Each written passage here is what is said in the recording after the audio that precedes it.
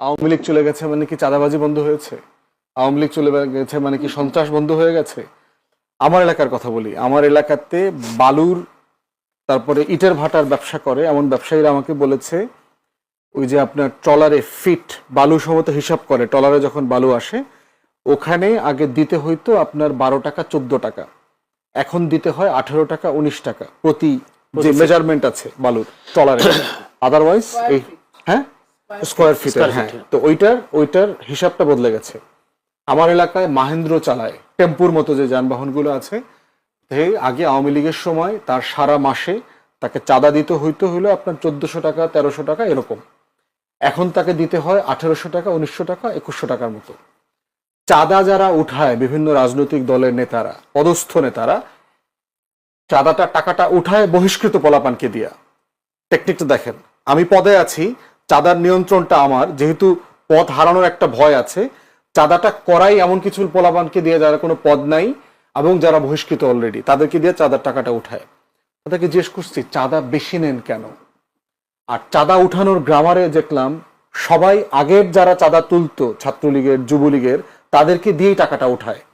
এটার একটা বড় কারণ হচ্ছে গত 16-17 বছরে তো যারা চাঁদা তুলছে সে জানে যে কে কে চাঁদা দেয়, কত করে চাঁদা দেয়, কিভাবে ভয় দেখাইলে চাঁদাটা দেওয়া কন্টিনিউ করবে, কোত্থেকে চাঁদাটা। অতএব এই জনগোষ্ঠীকে যদি আপনি সাডেনলি মানে এক্সচেঞ্জ করে নতুন কর্মচারী দেন, ও তো আসলে চাঁদাটা তুলতে পারবে না।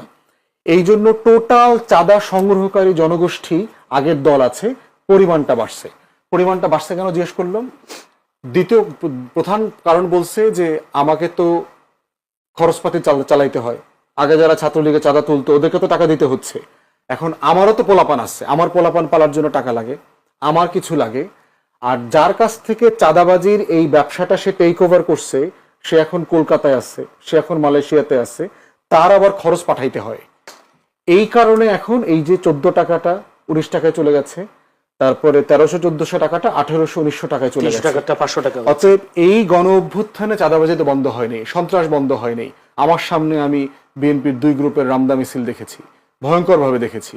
এক গ্রুপ আরেক গ্রুপকে আওয়ামী লীগের থেকেও বেশি ঘৃণা করে, মানে একই রাজনৈতিক দল করে, এবং এটা তো শুধু এক অঞ্চলে না, এটা মনিয়াপা রাজনীতি করেন বিভিন্ন অঞ্চলে এটা হচ্ছে।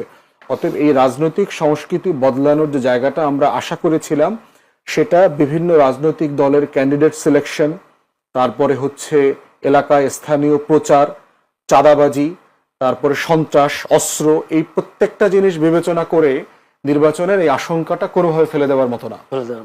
মিছিল করে, জঙ্গি মিছিল করে, তারা কিভাবে আপনার নির্বাচনে না দিলে হতে পারে অন্ধকারে 2-1টা পটকা ফুটতে পারে, কিন্তু নির্বাচন বন্ধ করে দেওয়ার মতো যেটা বলছেন যে চাঁদাবাজি তো আগের মতো রয়ে গেছে, সন্ত্রাসী আগের মতো রয়ে গেছে। এই জাতিটার উপর না আল্লাহ নিজের অভিশাপ আছে। নইলে এই মানুষগুলা কিন্তু, বাংলাদেশের মানুষগুলা কিন্তু অত খারাপ না। আপনি সিস্টেমে চলতে গেলে সবাই কিন্তু ভালোই থাকতো, সবাই কি নেতারা কি চোরেরা যে চুরি করে, আগে চুরি ছাড়াই 10% লাভ হতো, বা 10% লাভ ইসলামও বলে, রাষ্ট্রও বলে। সেইখানে এখন চুরি দিতে ভাগ দিতে 10% থাকে না, কিন্তু সবই কিন্তু বাইরে চলে যায়, এত বেশি হাত বেড়ে গেছে। তারা কোনো কাজ করে না, তারা এইসবের উপরই ডিপেন্ড করে। হ্যাঁ, চাঁদাবাজটা তো এটা প্রাতিষ্ঠানিক চাঁদাবাজের টাকা শুধু চাঁদাবাজের কাছে থাকে না, যারা বাইরে আছে তাদের কাছে যাচ্ছে নাকি অন্য কারো কাছে? আওয়ামী লীগও পায়, অনেক ক্ষেত্রে আওয়ামী লীগও পাচ্ছে।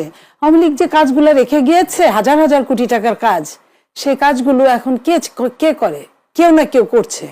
করার পরে তাদের কাজে তাদের টাকা না দিলে তারা তো তাদের সিগনেচার দেওয়ার লোক সিগনেচার দিবে না, তাদের তো একটা কাজ করেছে, সিগনেচার হচ্ছে। তাহলে এই খবরগুলো নিচ্ছে না কেন? যে বা যারা রাষ্ট্র যখন নিজে অপরাধ করে তখন অন্যের খবর নিতে পারে না। আপনি বলেন যে এই সরকার নির্দলীয় সরকার, এই সরকার অনির্বাচিত সরকার, এই সরকার যখন পারে নাই, অন্য সরকাররা দলীয় সরকার হিসেবে অন্যকে একদম সম্পূর্ণ বাদ দেওয়া তাদের জন্য কতটা সম্ভব হবে আমি জানি না। এই সরকারের সময় কি এই খবরগুলো নিয়েছে যে 64টা জেলায় আওয়ামী লীগ যে কাজগুলো মাঝপথে রেখে গেছিল সেই কাজগুলো কি চলছে, কিভাবে চলছে, চললে কারা কাজগুলো করছে, তাহলে তো বের হয়ে যায়। তাহলে তো আমার চাঁদাবাজকে আঙ্গুল দিয়ে বলতে হয় না যে তুই চাঁদাবাজ, তাহলে আপনার সরকারি ভাবেই এটা চলে আসে। তাহলে এই জায়গাগুলো কেন করছে না তারা?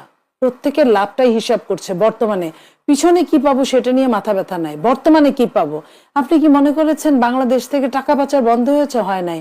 আমাদের মতো যারা আছে, যারা এই যে আপনাদের ওইখানে কথা বলে, আমাদের কথা বলা হয় যে আমরা 2000 টাকার টকশো করি, জি। আমাদের ইনকাম যেহেতু আমরা করি না, এগুলো আমরা ঘৃণা করি। এটাকে ঘৃণা হিসেবে দেখা হয় না, এটাকে দেখা হয় ফুলিশ হিসেবে। আমরা এদের দৃষ্টিতে এক ধরনের ফুলিশ।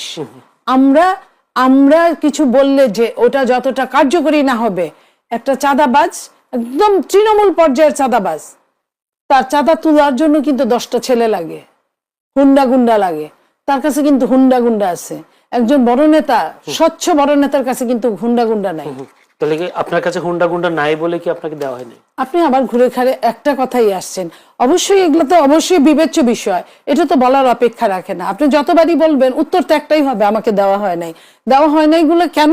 এগুলো আপনি সুন্দর করে বিছিয়ে, যে কোনো মানুষ, যে কোনো সচেতন মানুষ, আমি আবারও বলছি, এটা আমার ব্যর্থতা না, এটা এই জাতির ব্যর্থতা, এই রাষ্ট্রের ব্যর্থতা, এই দলগুলোর ব্যর্থতা।